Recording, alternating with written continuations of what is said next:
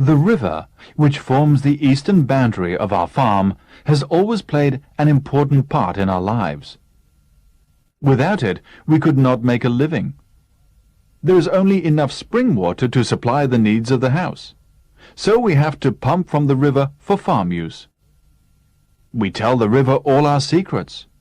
We know instinctively, just as beekeepers with their bees, that misfortune might overtake us if the important events of our lives were not related to it.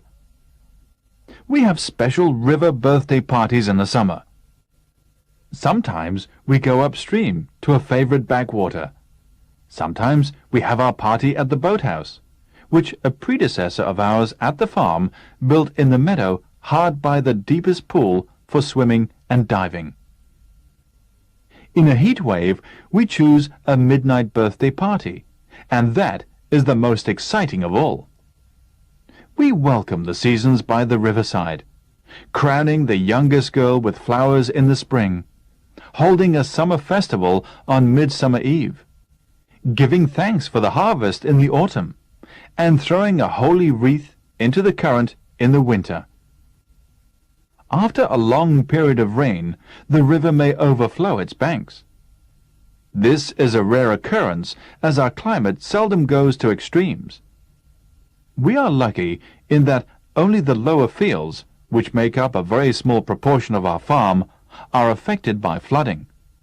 But other farms are less favourably sited, and flooding can sometimes spell disaster for their owners. One bad winter, we watched the river creep up the lower meadows. All the cattle had been moved into stalls, and we stood to lose little. We were, however, worried about our nearest neighbours, whose farm was low-lying, and who were newcomers to the district.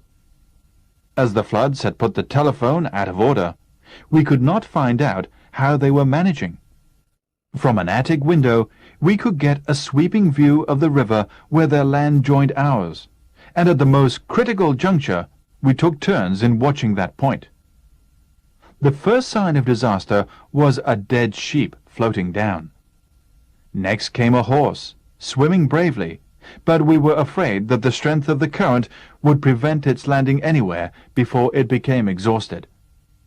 Suddenly, a raft appeared, looking rather like Noah's Ark, carrying the whole family, a few hens, the dogs, a cat, and a bird in a cage.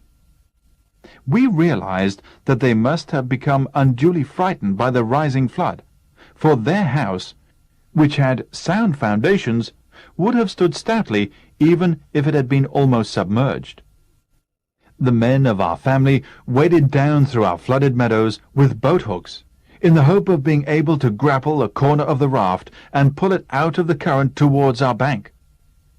We still think it a miracle that they were able to do so.